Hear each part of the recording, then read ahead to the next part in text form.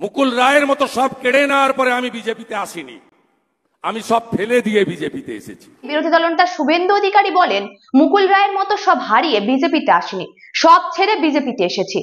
লোকসভা ভোটে বিপর্যয়ের পর প্রথমবার বর্ধিত রাজ্য কমিটির বৈঠক করলো বঙ্গ বিজেপি।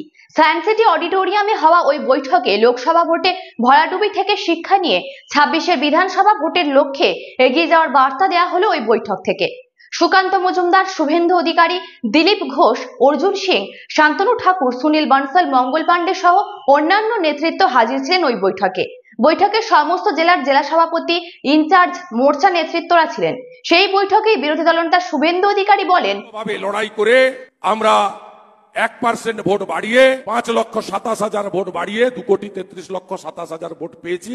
শুভেন্দুর সংযোজন, বিজেপি বাংলায় অনেক প্রতিকূলতার মধ্যে 2,33,00,000 ভোট পেয়েছে। তৃণমূলের লোকেরা পুলিশকে সঙ্গে নিয়ে 2019 সালের পর বুথ স্তরের সংগঠনকে ভেঙে গুঁড়িয়ে দিয়েছিল অত্যাচার করে। 1 লক্ষের বেশি আমাদের বুথে বসা ছেলে পালিয়েছিল রাজ্য ছেড়ে। তারপর আমরা চেষ্টা করে তাদের রাজ্যে এনেছি, সফল নবান্ন অভিযান করেছি, বিধানসভার ভিতরে বাইরে লড়াই করেছি। চুলচেরা বিশ্লেষণের দরকার আছে। উত্তরবঙ্গ, বাঁকুড়ার আসন হারবো এ আমি ভাবিনি। আমি কখনো এমন কোনো শব্দ বলি না যাতে বুথের কমিটি হতাশ হন। মুকুল রায়ের মতো সব হারিয়ে বিজেপিতে আসিনি, সব ছেড়ে বিজেপিতে এসেছি। আমি লোকসভা নির্বাচনের আগে বলুন পরে বলুন, কখনো সংবাদ মাধ্যমের সামনে একটা এমন শব্দ বাক্য প্রয়োগ করি না যাতে ভারতীয় জনতা পার্টির বুথের কর্মীটি, আমাদের ভোটারটি হতাশ হয়। বাদী পরিবার থেকে এসেছি,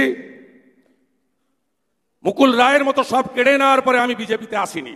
শুভেন্দুর সংযোজন যে আমার সংগঠন নিয়ে যা বলার ছিল সেটা দিল্লিতে বলে এসেছি। সুনীল বানসালকে 45 মিনিট সময় দিয়েছিলেন স্বরাষ্ট্রমন্ত্রী। আমি জানিয়ে এসেছি কিভাবে বাংলাকে বাঁচানো যায়। পরের ভোটে দেখবেন আমাকেও ভোট দিতে দেবে না। ভয়ঙ্কর অবস্থা বাংলায়, এখনই না জাগলে ভারতে আর থাকবে না পশ্চিমবঙ্গ। বিজেপির সংগঠনকে মজবুত করতে হবে, সাংগঠনিক দুর্বলতা পরে হবে, ভোট করতে হবে আগে। বিজেপির রাজ্য সভাপতি সুকান্ত মজুমদারও বলেন, জয় পরাজয় ঠিক হয় ভোটের ফল দিয়ে। অনেকে বলছেন বিজেপি হেরে গেছে, এখনো বলবো বিজেপি হেরে গেছে, হারিয়ে যায়নি। পরাজয়ের থেকে শিক্ষা নিয়ে সামনে এগিয়ে যাব। আমাদের কর্মীদের কর্মের পরিশ্রমের ফল আমরা পাবো। সকল প্রাক্তন সভাপতিদের স্মরণ করতে চাই, তাদের জন্যই আমরা এই জায়গায় আছি।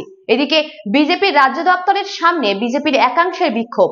একদিকে যখন পর্যালোচনা বৈঠক চলছে, তখন রাজ্য বিজেপির শীর্ষ নেতাদের বিরুদ্ধে অভিযোগ তুলছেন বিজেপির একাংশ কর্মী। তাদের দাবি, একদিকে যখন কর্মীরা ঘরছাড়া রয়েছেন, তখন দলের সম্পদ নষ্ট করে 5 স্টার হোটেলে বৈঠক চলে।